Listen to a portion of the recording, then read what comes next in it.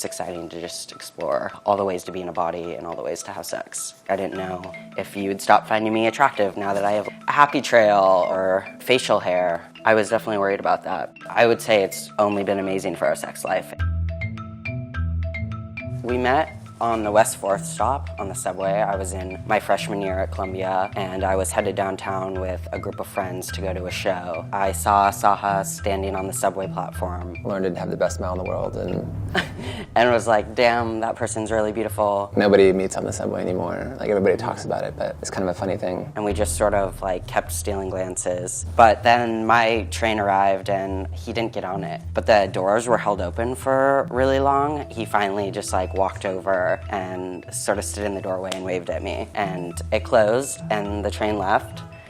But my friends were saying, hey, you should check out Missed Connections. I just pulled it up and it was one of the first things open. He had posted something about my brown pants, how I had the best smile that he had ever seen, and it looked like I wanted to go dancing. You see a million people on the subway and they all look really interesting, but it's pretty rare that you see somebody and it feels like you actually have a genuine connection. I wrote back, I was like, let's go dancing. And we've been together for 5 years.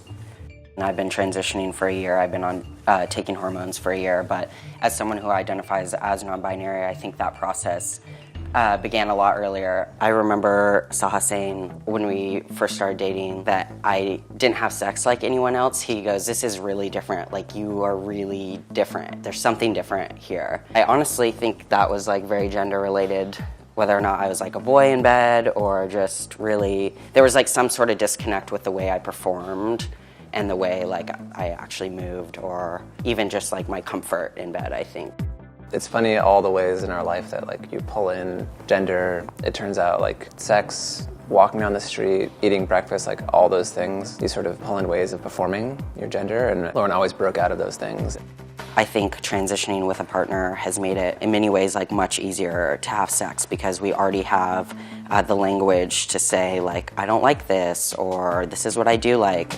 When Lauren started transitioning, I think that was like an opportunity for us to have those conversations, like what does it mean to be a straight couple, now be a queer couple. I think it's allowed our sex life to open up. How do you even define queer sex anymore? You know, like, is it being in a queer body? It's exciting to just explore all the ways to be in a body and all the ways to have sex. I think the biggest change for me was just like learning to be more open with my own desires and coming to terms with how we desire each other and the things we want to do together.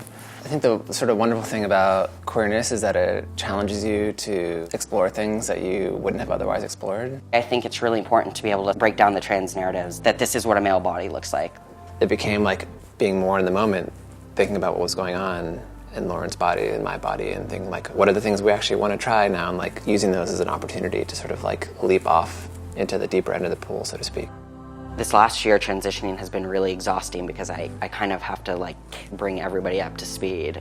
We've been through a lot together, you know, and I wouldn't say that's specific to like Lauren transitioning, but it's just specific to our relationship and growing to trust each other a lot more, I think. Like, I think the marker of a really good ally or a really good partner is that they're able to carry that weight, and even if you're the one going through the transition, they're able to help you explore your own queerness. I feel really lucky and really loved.